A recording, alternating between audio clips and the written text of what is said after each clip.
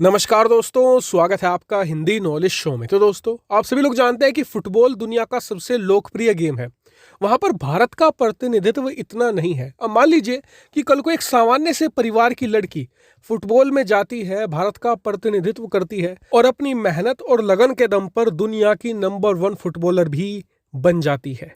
तो सोचिए, ये भारत के लिए कितना बड़ा गर्व का पल होगा। और भारत की आम जनता, भले ही वो फुटबॉल के बारे में कुछ ना जानते हो, वो उस लड़की को अपनी सर आंखों पर बिठा लेंगे।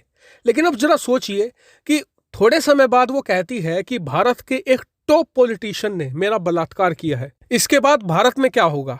भारत की आम जनता, आप लोग, हम लोग मिलकर उस नेता के, चाहे वो किसी भी पार्टी का क्यों ना हो, उसके धुएं निकाल देंगे और उस नेता को, चाहे वो किसी भी ताकतवर पद पर क्यों ना बैठा हो, इस्तीफा देना पड़ेगा और जेल में सड़ना पड़ेगा, वो अलग से।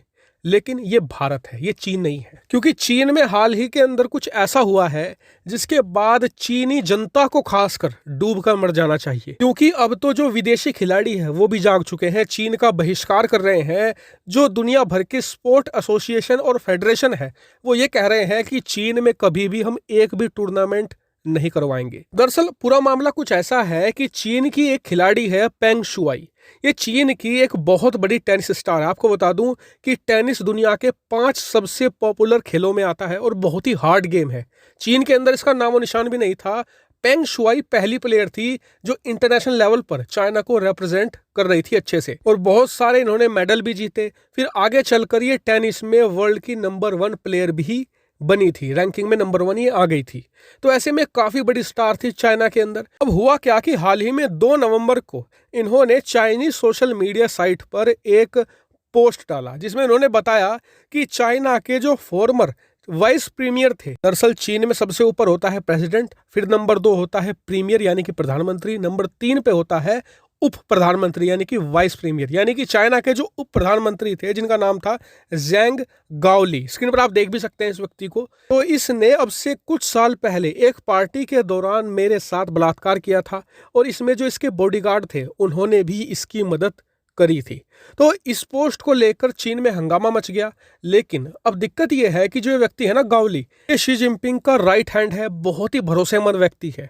तो अब जो सोशल मीडिया पर जैसे ही उन्होंने पोस्ट किया, कुछ ही मिनटों बाद सारी पोस्ट हटा ली गई कम्युनिस्ट पार्टी द्वारा।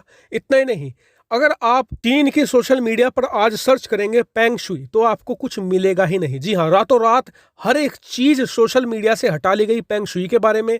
इतना ही नहीं, रातों रात पेंग शुई को भी गायब कर दिया गया। और ये इतना ही बड़ा मूवमेंट है जैसे भारत में आप MS धोनी, विराट कोहली या रोहित शर्मा में से किसी एक को गायब कर दे रातों रात। ये इतना ही ज्यादा बड़ी चीज हो रही है चीन के अंदर। और जब से पेंग शुई गायब हुई है तो पूरी दुनिया में कंसर्न हो गया कि कहीं इन्हें मार तो नहीं दिया गया।